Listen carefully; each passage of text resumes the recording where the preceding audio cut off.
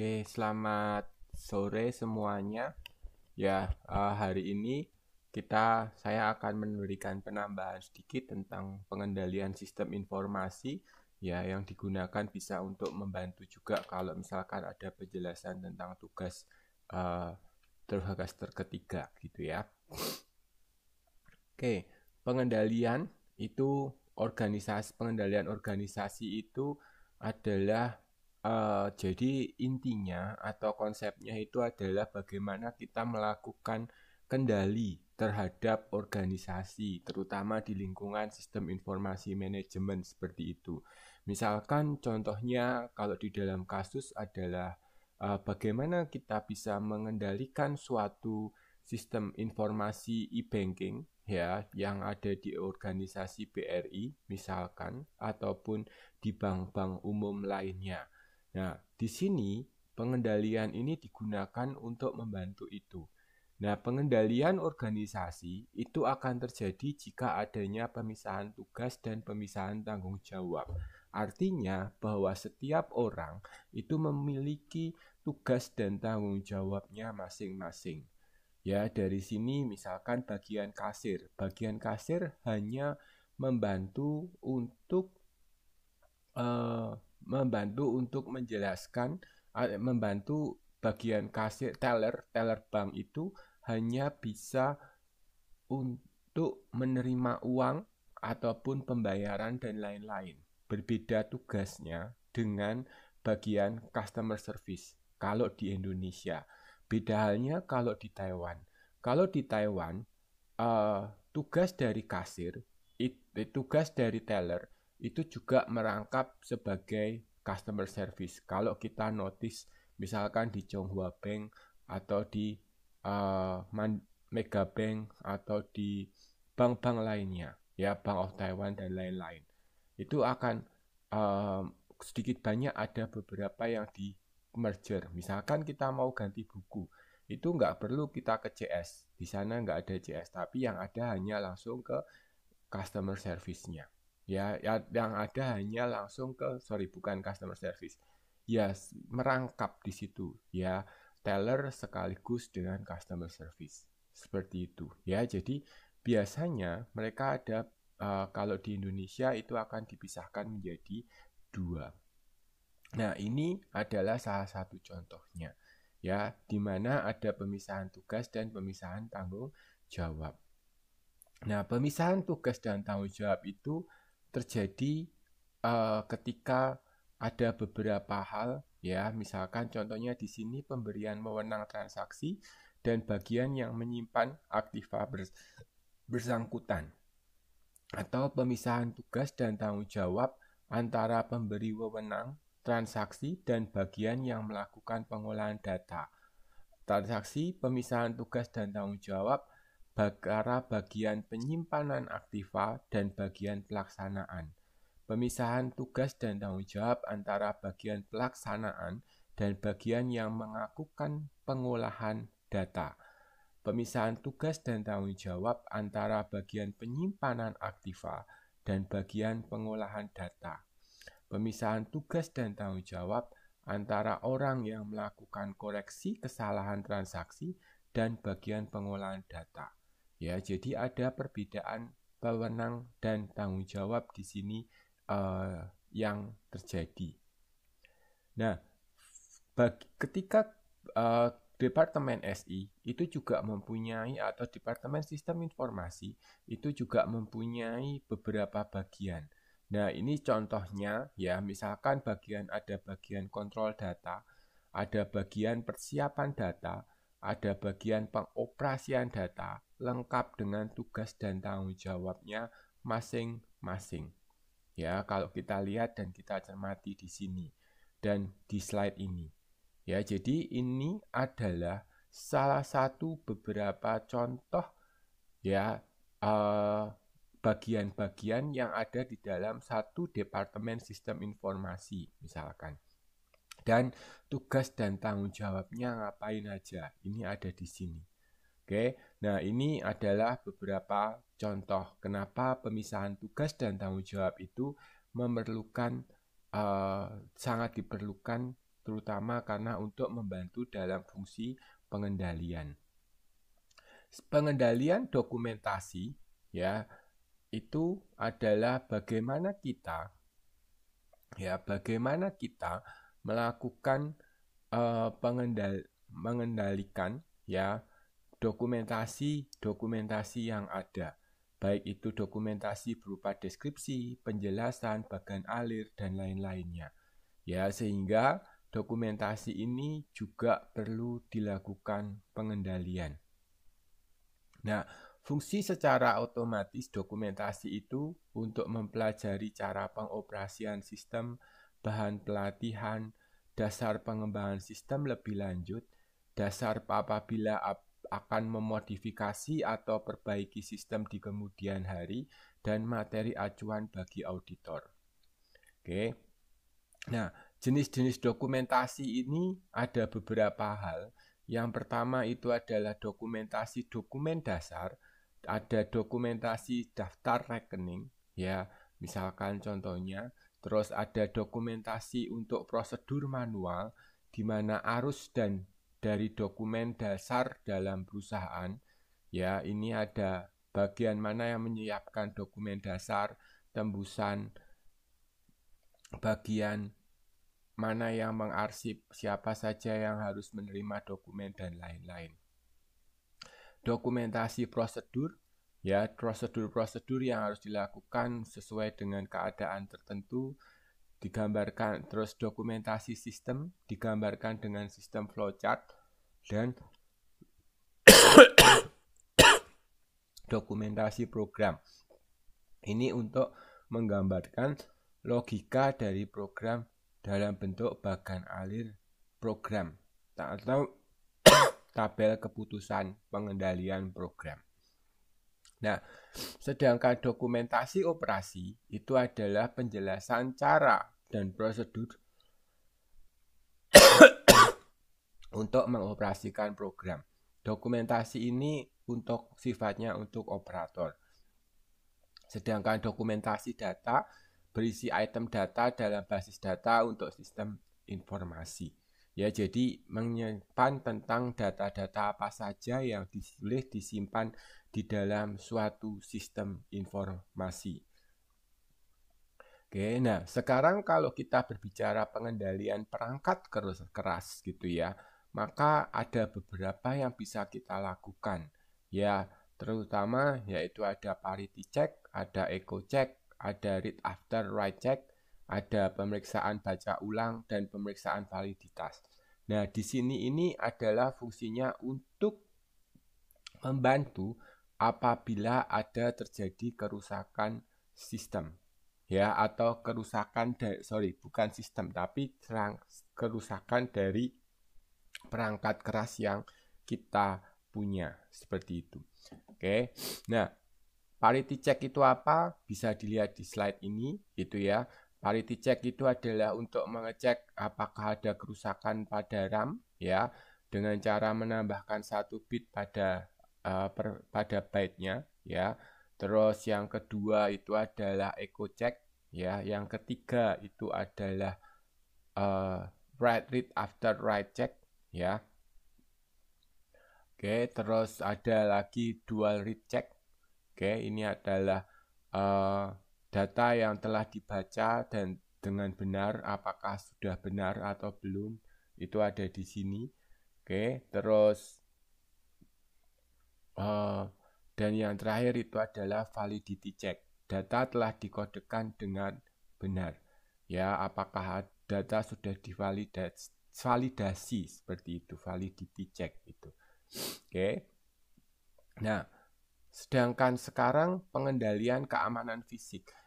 Keamanan fisik di sini itu adalah bagaimana kita mengamankan beberapa aset-aset fisik, ya, termasuk diantaranya perangkat keras, server, terus misalkan seperti itu, data kita kan tersimpan di dalam server. Nah, pasti ada banyak kejadian ataupun mungkin banyak sekali tantangan ataupun kejadian-kejadian seperti itu, misalkan ada sabotase, ya ada pencurian ataupun pencurian di sini pencurian yang fisik bukan pencurian datanya misalkan ya, terus kegagalan arus listrik, oke.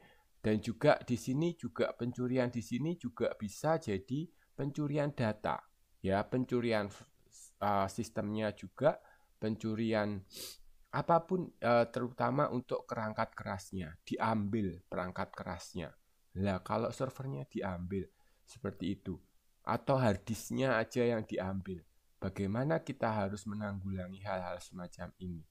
Oke, terus kalau misalkan ada kebakaran ataupun ada bencana alam, banjir, tanah longsor, gempa bumi dan lain-lain.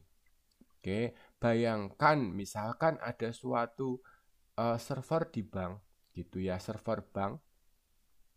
Misalkan ada server suatu bank itu rusak ya karena adanya banjir di Jakarta, misal ya.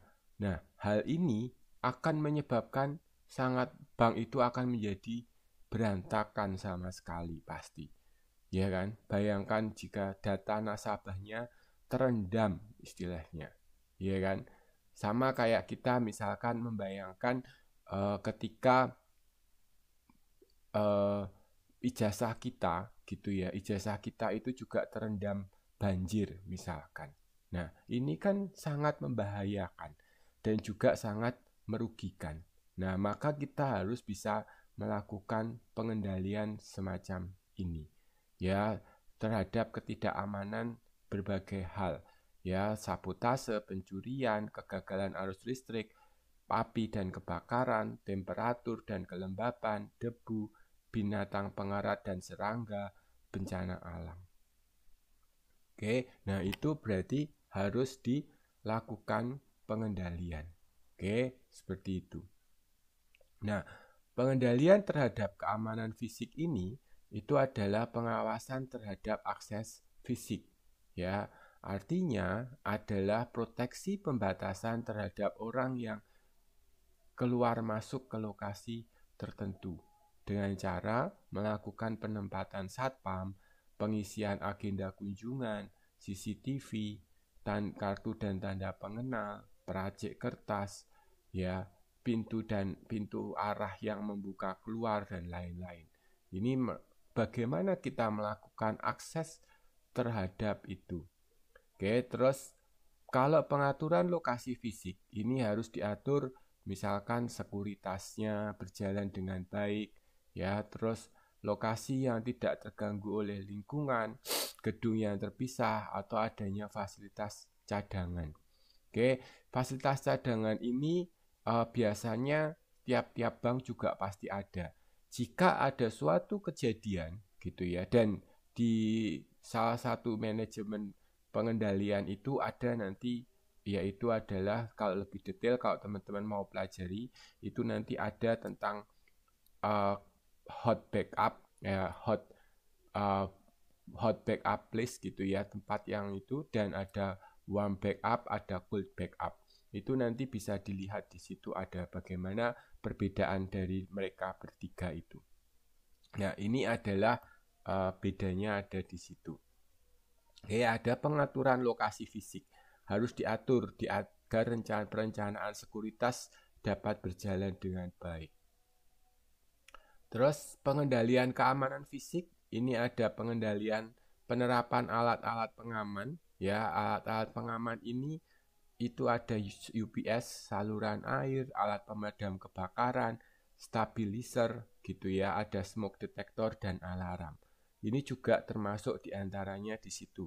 Ya, bagaimana server ini bisa diatur seperti itu. Oke. Mengatur suhu dan kelembaban suatu ruangan. Ini juga penting. Biasanya mengapa AC selama 24 jam itu di ruangan server itu harus hidup? Karena server ini tidak boleh terlalu panas. Nah, ini juga sama. Ya, suhunya harus diatur sedemikian rupa. Misalkan. Tapi juga kita harus apabila ada bahaya kebakaran, nah, bagaimana alat kebakaran pendeteksi asap, ya, terus ada sprinkler, alat pemadam kebakaran, terus ada APR ya. Kalau alat pemadam APAR, ya, APAR, alat pemadam api ringan, itu ada di situ juga seperti itu. Oke. Nah, sekarang sedangkan pengendalian keamanan terhadap data, ya. Kalau tadi kita bicara tentang fisiknya, barang fisik, ya, barang yang fisiknya. Sekarang bagaimana kita mengatur terhadap keamanan data? Nah, keamanan data di sini itu adalah terkait dengan beberapa hal, yaitu yang pertama data log, bagaimana monitor, mencatat, dan identifikasi data. Oke, terus ada bagaimana kita melakukan proteksi terhadap file, ya, dan ada pembatasan akses serta data backup dan recovery. Oke, jadi bagaimana kita melakukan backup terhadap data yang kita punya, seperti itu. Oke, cara melakukan pengendaliannya semacam ini. Nah, melakukan pencatatan terhadap data gitu ya. Terus bagaimana kita melakukan identifikasi data dan lain-lainnya. Oke. Terus pengendalian aplikasi. Pengendalian aplikasi di sini itu adalah bagaimana kita melakukan kendali terhadap aplikasi kita gitu ya, aplikasi yang ada seperti itu. Oke. Nah, di sini ada beberapa hal yang terkait dengan pengendalian aplikasi. Pengendalian aplikasi di sini itu ada yang pertama, dilakukan agar data transaksi yang ditambahkan ke dalam sistem valid, lengkap, bebas dari kesalahan, yaitu garbage in, garbage out. Ya, terdapat beberapa jenis pengendalian masukan. Oke, maka di sini ada yaitu pengendalian masukan. Ya, artinya ada beberapa. Yang pertama ada echo check, ya. Data yang diinputkan dari keyboard ditampilkan. Oke, terus ada existence check, yaitu apakah sudah ada belum datanya, misalkan seperti itu.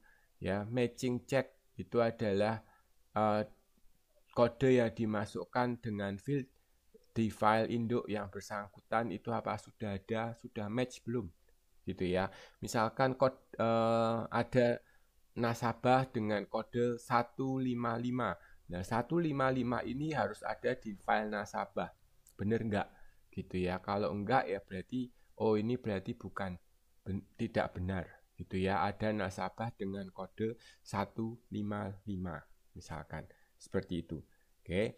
Nah, terus ada field check. Itu adalah untuk melihat apakah inputannya semua sudah dimasukkan sesuai dengan tipe fieldnya. Ya, jangan sampai ada angka dimasukkan huruf dimasukkan angka dan seterusnya. Terus sign check itu apakah misalkan saldo itu boleh negatif atau tidak. Oke, kalau misalkan seperti itu, atau kalau misalkan kita tabungan ada saldo negatif misalkan, maka tidak bisa ketika kita ngambil di bank, misalkan kita pakai Chonghua Bank, misalkan seperti itu, tidak ada saldo itu negatif, ya kan, negatif 50 gitu nggak ada, negatif 100, negatif 100 nggak ada, ya. Jadi semuanya itu positif. Oke, terus relationship check. Ini adalah hubungan antar item harus sesuai. Oke, dan limit check atau reasonable check itu adalah nilai dari input data diperiksa dan apakah cukup beralasan atau tidak. Range check itu harus masuk dalam jangkauan data yang seharusnya. Self-checking digit check itu adalah memeriksa kebenaran dari digit data yang dimasukkan. Oke, terus ada sequence check. Itu adalah input data yang diurutkan secara urutan atau benar atau tidak. Nah, terus label check. Itu adalah label internal yang ada di pita magnetis atau disk magnetis dapat diperiksa untuk dicocokkan dengan yang seharusnya. Oke. Terus ada zero balance check, nilai itu harus seimbang. Misalkan ini kalau misalkan kasus untuk jurnal, misalkan antara debit dan kredit itu harus sama. Misalkan. Terus ada batch control total check, file dicek secara batch misalkan. Nah, itu adalah bagaimana pengendalian inputan ya. Jadi ada beberapa dan ini bisa tiap-tiap kasus beda-beda seperti itu bisa diterapkannya. Terus berikutnya itu adalah pengendalian pengolahan. Pengendalian pengolahan ini adalah dilakukan untuk melakukan pengendalian terhadap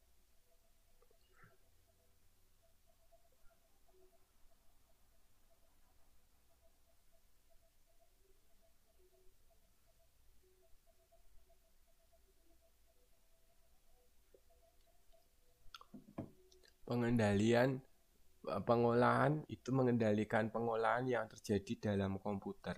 Itu untuk mencegah terjadinya kesalahan yang terjadi selama proses pengolahan data.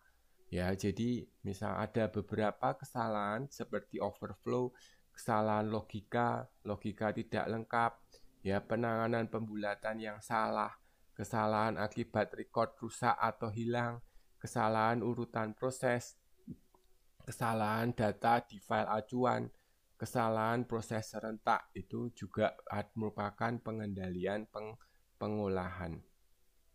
Nah, pengendalian pengolahan ini maka ada beberapa pengendalian pemrosesan seperti yang ada di sini gitu ya. Nanti bisa dilihat beberapa contohnya dan juga ada di buku modul. Nanti bisa dicoba dibaca seperti itu. Ada control total check, itu apa? Matching check, itu seperti apa? Reference file check. Terus limit dan reasonable check, ya. Tiap-tiap harus dilakukan limit misalkan. Ya, contohnya yang ada di limit itu adalah misalkan kartu gitu ya. Kartu misalkan kalau di Indonesia itu misalkan kartu silver ya seperti itu bisa melakukan tarik tunai 5 juta misalkan sehari atau 10 juta. Nah, kalau dia ngambil lebih dari 10 juta sehari, maka tidak boleh dilakukan. Maka dia harus dilakukan ini, limit check ya pada saat pemrosesan. Misalkan seperti itu. Cross voting footing check itu adalah masing-masing item data dijumlahkan secara horizontal dan vertikal. Record locking, ketika update hanya satu yang berhak untuk satu record misalkan, sehingga ada kongruensi data dan lain-lain. Nah, dan yang ketiga itu adalah pengendalian keluaran. Maka pengendalian keluaran ini beberapa contohnya itu adalah bagaimana pada tahap pengumpulan menyediakan media laporan, ya, memprosesan program yang dihasilkan laporan, pada tahap pembuatan laporan di printer file, pada tahap pengumpulan laporan, ya, mencetak laporan, ya, mengkaji ulang laporan, pemilahan laporan, distribusi laporan dan seterusnya. Oke, jadi bagaimana kita melakukan beberapa pengendalian terhadap keluaran ini. Oke, itu aja dari saya ya tambahannya.